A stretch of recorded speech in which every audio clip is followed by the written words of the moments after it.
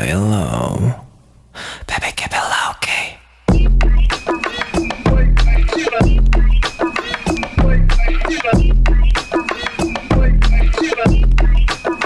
Let's go.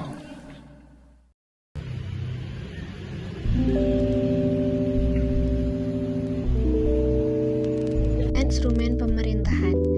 Instrumen pemerintahan adalah alat-alat atau sarana-sarana yang digunakan oleh pemerintahan dan administrasi negara dalam melaksanakan tugas-tugasnya.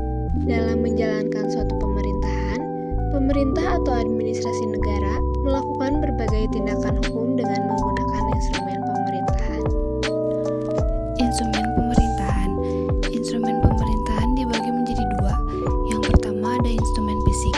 Instrumen fisik yang terhimpun dalam public domain terdiri atas alat tulis-menulis, sarana transportasi dan komunikasi, gedung-gedung perkantoran, dan lain-lain.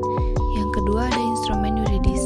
Instrumen yuridis ini berfungsi untuk mengatur dan menjalankan urusan pemerintahan dan kemasyarakatan yang terdiri atas peraturan perundang-undangan, keputusan-keputusan, peraturan kebijaksanaan, perizinan, instrumen hukum, keperdataan, dan lain-lain. Lalu ada peraturan perundang-undangan.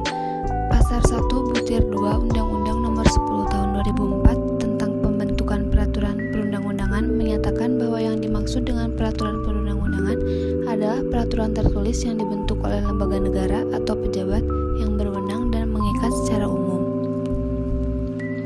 Selanjutnya, ciri-ciri peraturan perundang-undangan. Yang pertama bersifat umum dan komprehensif, yang kedua bersifat universal, dan yang ketiga memiliki kekuatan untuk mengkoreksi dirinya sendiri. Selanjutnya, fungsi peraturan perundang-undangan. Fungsi internal. Fungsi internal adalah fungsi peraturan perundang-undangan sebagai subsistem hukum atau hukum perundang-undangan terhadap sistem kaidah hukum pada umumnya secara internal.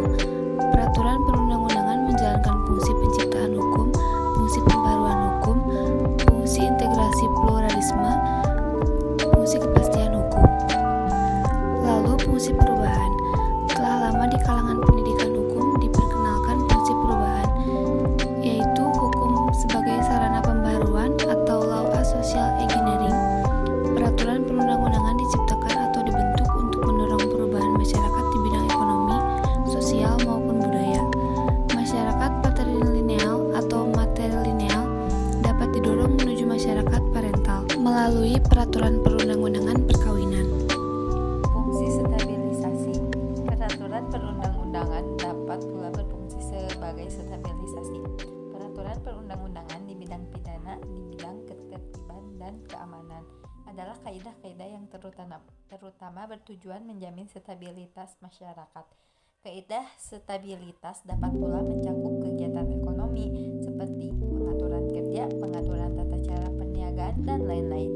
Demikian pula di lapangan pengawasan terhadap budaya luar dapat pula berfungsi menstabilkan sistem sosial budaya yang telah ada. Pengujian atas peraturan perundang-undangan.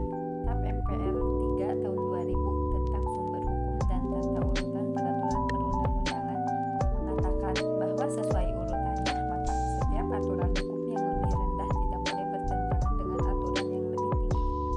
Berdasarkan hal tersebut, kemudian diberikan kewenangan kepada beberapa lembaga untuk menguji apakah suatu peraturan perundang-undangan yang bertentangan dengan peraturan perundang-undangan yang berada di atasnya.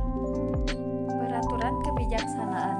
Peraturan kebijaksanaan adalah peraturan umum yang dikeluarkan oleh instansi pemerintahan berkenaan dengan melaksanakan wewenang seperti pemerintahan terhadap warga negara atau terhadap instansi pemerintahan lainnya, dan pembuatan peraturan tersebut tidak memiliki dasar yang tegas dalam UUD dan undang-undang formal. Pries Hermessen. Pries Hermessen adalah sebuah istilah yang digunakan dalam bidang pemerintahan yang menurut Markus Lukman diartikan sebagai salah satu sarana yang memberikan ruang bergerak bagi pejabat atau badan-badan administrasi negara untuk melakukan tindakan tanpa harus terikat sepenuhnya pada undang-undang. Unsur-unsur Pries Hermessen bertujuan untuk mengoptimalkan pelayanan publik, merupakan tindakan aktif dari administrasi negara dimungkinkan oleh hukum atas inisiatif